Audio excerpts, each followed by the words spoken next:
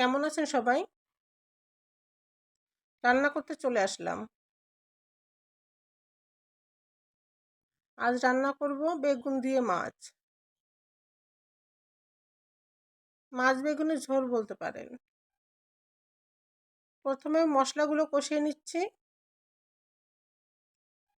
সব রকম মশলা দিয়ে সুন্দর করে কষিয়ে নিতে হবে।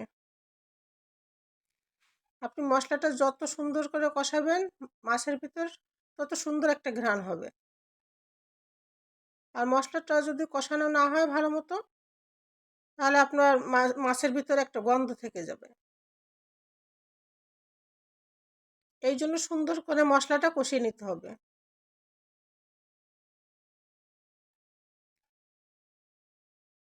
আমি ভালোভাবে মশলাগুলো কষিয়ে নিচ্ছি।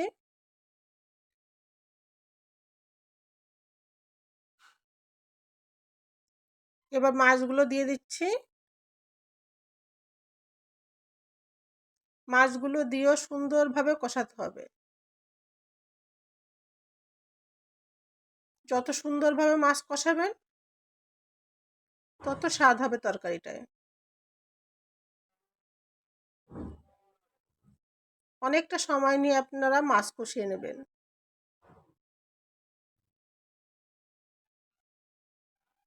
যতটা সুন্দরভাবে কষানো যায় ততটা সুন্দরভাবে কষিয়ে নেবেন। আমি অনেকটা সময় ধরে মাছটা কষিয়ে নিচ্ছি। মাছটা কষানো হয়ে গেলে আপনার ঝোলের পানি দিয়ে দেব। এখনো আমার মাছটা কষানো হয় নাই।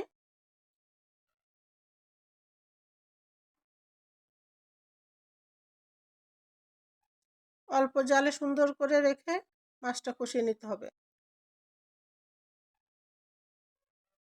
এবার আমি ঝোলের পানি দিয়ে দিলাম। বেগুন দিয়ে দিছি।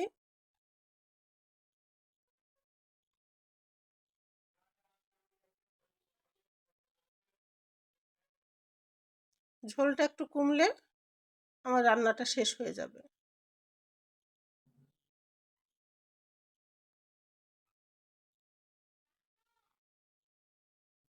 আমার রান্নাটা প্রায় শেষের দিকে।